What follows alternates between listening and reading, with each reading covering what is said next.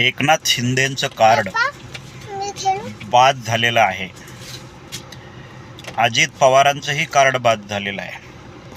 लोकसभा इलेक्शनमध्ये अजित पवार आणि एकनाथ पवारांचं बाद झालेलं कार्ड घेऊन पुन्हा विधानसभा लढता येणार नाहीत याची प्रचिती BJPला झाल्यामुळे लक्ष्मण हाकेच्या माध्यमातून OBC आरक्षणाच्या नावाखाली ज्या लोकांना अजून हे सुद्धा माहिती नाही की OBC मधल्या किती जाती आहेत, किती जातींना OBC आरक्षणाचा महाराष्ट्रामध्ये आत्तापर्यंत फायदा झाला, खरंच आरक्षणामुळे ह्या जातींना फायदा झाला का मुठभर जातींना फायदा झाला, छगन भुजबळांच्या जातीला, पंकजा मुंडेच्या जातीला आणि धनंजय मुंडेच्या जातीला जर सोडलं तर इतर OBC मधल्या किती जातींना OBC आरक्षणाचा फायदा झाला याची जर टक्केवारी आपण काढली, आकडेवारी जर काढली आणि याचा सर्वे जर केला ना, तर हे स्वतःला OBC म्हणायचं सुद्धा विसरून जातील. पण मित्रांनो,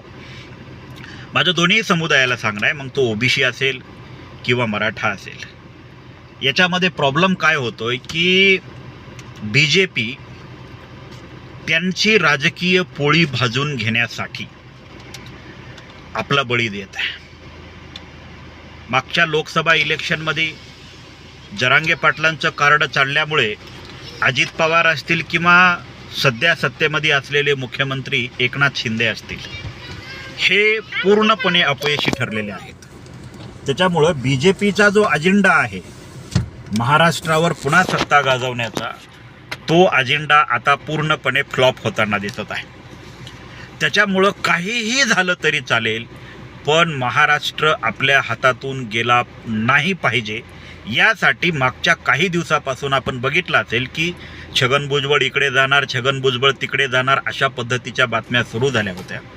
याचा परिणाम असा होणार आहे की लक्ष्मण हाकेच्या आंदोलनातून OBCंचा स्वतंत्र पक्ष निर्माण करण्याचा डाव BJPच्या इशाऱ्यावर श्रावण देवरे आत्ताच बोलून दाखवलं त्यांनी थोड्या वेळाखाली, आणि लक्ष्मण हाके आणि छगन भुजबळ, गोपीचंद पडळकर, धनंजय मुंडे, पंकजा मुंडे ही लोक करत आहेत.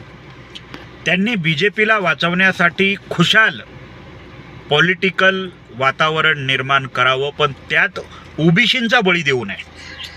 ज्या OBC मधल्या अन्य जाती आहेत, ज्यांना अजून OBC आरक्षण कशासाठी दिले, कशासोबत खातात आणि कधी खातात आणि कुठं खावं लागतं हे सुद्धा माहिती नाही, त्यांना सुद्धा OBCच्या नावाखाली मराठा समाजाच्या विरोधामध्ये भडकवून बळीचा बकरा बनवला जात आहे. BJPची पुढची चाल मी तुम्हाला सांगतो. छगन भुजबळांच्या माध्यमातून OBC आरक्षणाच्या नावाखाली OBC लोकांना मराठा समाजाच्या विरोधामध्ये एकत्र करायचं आणि OBCच्या स्वतंत्र नेतृत्व, स्वतंत्र पक्ष. आता इथं एका जातीला लोक मानायला तयार नाहीत, एका जातीचा एक पक्ष व्हायला तयार नाही, एका जातीची लोक एका झेंड्याखाली यायला तयार नाहीत. OBC मध्ये जवळपास 450 ते 500 जाती आहेत. ह्या जाती छगन भुजबळांचं नेतृत्व स्वीकारून छगन भुजबळांच्या नावाखाली एक होतील का, ही किती हास्यास्पद बाब आहे. तरी पण आपण यांचा जो प्रोपगंडा चाललेला आहे हे 2-3 जातीला वाचवण्यासाठी चाललेला आहे, 2-3 नेतृत्वाला वाचवण्यासाठी चाललेला आहे. कारण छगन भुजबळांना निवडणूक लढण्याच्या अगोदरच हार मानावी लागली मराठ्यांच्या विरोधामुळं. पंकजा मुंडेला आणि धनंजय मुंडेला बीडमधून लढून हारावं लागलं. पडळकरांचा तर विषयच कुठं निर्माण झाला नाही. त्यामुळं OBC मधली ही जी काही लोकं आहेत, OBCच्या नावानं जगणारी, मुळात आज यांना OBCचा पुळका आलाय. इतके दिवस यांना OBCचा पुळका नव्हता. छगन भुजबळांकडं करोडो अरबो रुपयाची प्रॉपर्टी आहे. छगन भुजबळांना OBCचा खरंच इतका पुळका असेल ना, तर त्यानं अगोदर त्याच्या प्रॉपर्टीची OBCमधल्या सगळ्या जातींना समान वाटप करून द्यावं. छगन भुजबळांनी त्याची जी स्थावर आणि जंगम मालमत्ता आहे, ती सगळी स्थावर आणि जंगम मालमत्ता OBCंच्या पुळक्यापायी OBCतल्या सगळ्या जातींना समान जरी वाटप करून दिली तरी त्यांना कुठल्या आरक्षणाची गरज पडणार नाही. इतकी संपत्ती छगन भुजबळांकडे एकट्याकडे आहे. तेवढीच संपत्ती पंकजा मुंडेकडे आहे, धनंजय मुंडेकडे आहे, है ना, गोपीचंद पडळकरकडे आहे, लक्ष्मण हाकेकडे आहे, है ना. तुमचा तो काल परवा परभणीमध्ये पडलेला जो आहे, ही लोक जी लोकसभेमध्ये दना आपटल्या गेली ना, ही लोक आपटल्या गेली. आता आपलं राजकीय अस्तित्व संपुष्टात येत आहे. नवीन ओबीसीतून नेतृत्व निर्माण कोणी होऊ नये यासाठी पुन्हा छगन भुजबळांना ओबीसी आरक्षणाच्या नावाखाली ओबीसींवर थोपण्याचा प्रयत्न ओबीसीवर थोपण्याचा प्रयत्न हाकेंच्या माध्यमातून चालू आहे. त्यामुळं ओबीसींचं जे होट आहे, मतदान जे आहे ओबीसींचं, आता बीजेपीला हे स्पष्ट कळून चुकलेलं आहे की मराठे आपल्याला मतदान करणार नाहीत.